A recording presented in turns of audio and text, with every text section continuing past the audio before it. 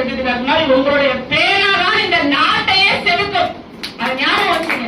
ஒவ்வொருத்தருக்கும் ஒரு பத்திரிகையாளருடைய பேனா முனை அப்படிங்கிறது ஒரு போர் வாளுக்கு சமமானது. நீங்க எழுதக்கூடிய ஒவ்வொன்றும் ஒவ்வொரு மக்களின் மனதில் பதிந்து அதுதான் போய் சேரும்.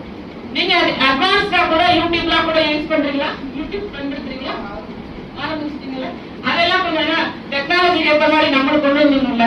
உங்களோட யூடியூப் சேனலுக்கு எல்லாம் பகிருங்க. நான் என்னுடைய பக்கத்துல பகிர்றேன். நல்ல செய்திகளை போடுங்க.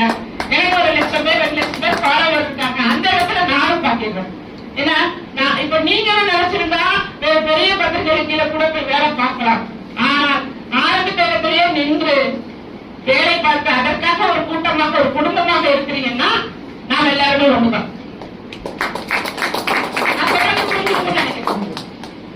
பலருக்கு பல வாய்ப்புகள் வரும். ஆனா அந்த வாய்ப்புகளை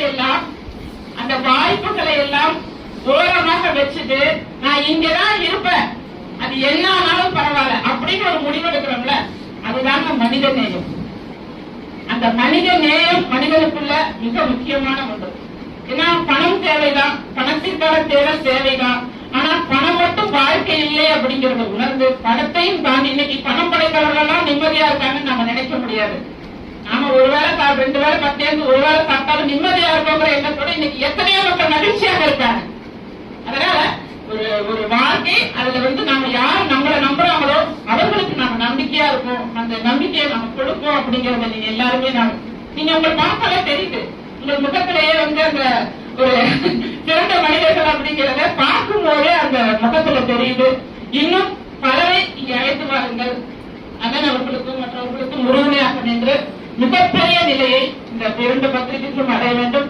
அனைத்து விழாக்களிலும் அனைத்து மக்கள் அரசியல் கட்சி சார்பாக நாங்கள் எல்லாரும் கலந்துக்கணும். இந்த தருணத்தை மிக மகிழ்ச்சியான தருணமா நினைக்கிறேன். ஏன்னா நிறைய பேசுறதுல நான் பேசுனதோட சாரம்சம் உங்களுக்கு புரிஞ்சிருக்குன்னு நினைக்கிறேன்.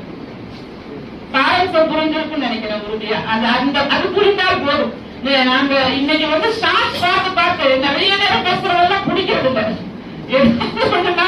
ஒரு நிமிஷத்துக்குள்ள பிடிச்சா பரவாயில்லைங்கிற மனநிலைக்கு தள்ளப்பட்டுட்டோம். உண்மையா இல்லையா? ஒரு யூடியூப் வீடியோட 20 நிமிஷம் போட்டா 20 நிமிஷம் தான் தோணுது. அதே 5 நிமிஷம் போட்டா பாக்குறாங்க 2 நிமிஷம் தான் இன்னும் நிறைய பேர் பாக்குறாங்க.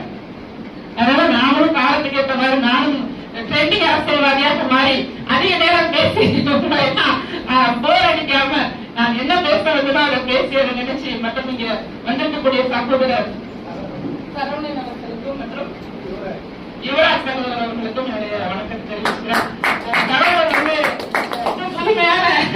புதுமையான யுக்திகள்